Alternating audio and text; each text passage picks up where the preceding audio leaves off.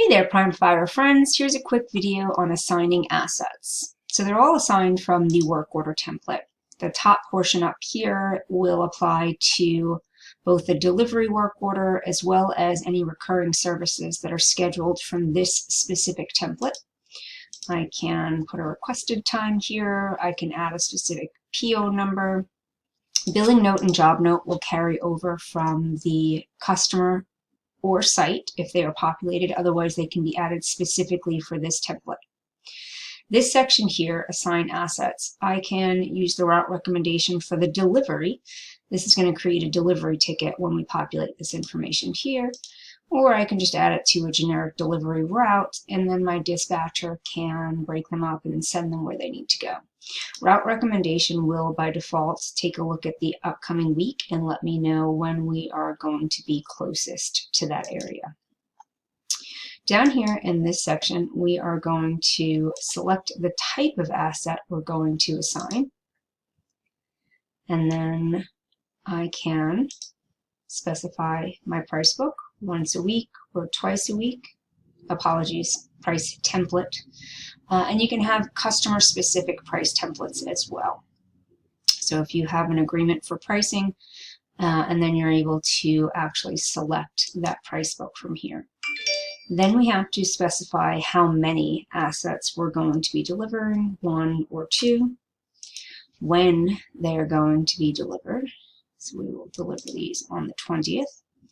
If you bill right away, you can go ahead and click this Assigned button, and it will assign placeholder units, or units that can remain on the site if you're not tracking by serial number. Otherwise, once the units are actually assigned and the technician scans the QR or barcode, the associated serial number will be updated as to what is actually associated with this location. The default bill type for that site and or division will populate, and these are the rates for this particular pricing template. Now you can go ahead and actually add a damage waiver and or additional information here as well. When it comes time to do bulk changes, it's always easier to kind of just make sure we have that information available in one of the pricing templates, because then it'll make it much simpler to go ahead and update these values across the system. If we're going to add more than one type, down here we would go ahead and just select the next type. Again, enter our pricing template, how many we're going to assign, when we're going to deliver.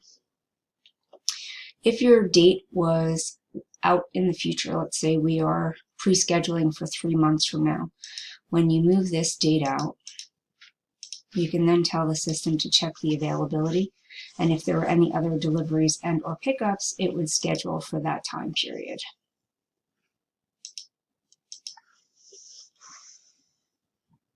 All right, this section down here is for your recurring service.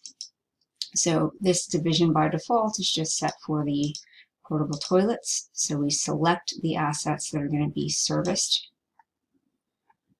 And here I can either manually select the route, or I can use the route recommendation tool. I can leave it as stop number 0, and then prior each week we will go ahead and optimize this so that the system can put it into the best order. I have to change it to recurring. Weekly recommendation, once per week, and it's going to start next week since we're not delivering until the 20th. If you know when the job ends, great, you can add that information here. Otherwise, when you get that info, you're just going to come back and edit this existing template, and that will end those future jobs. Go ahead and hit save. And the system has created the delivery as well as the next 3 service tickets. Hope that was helpful.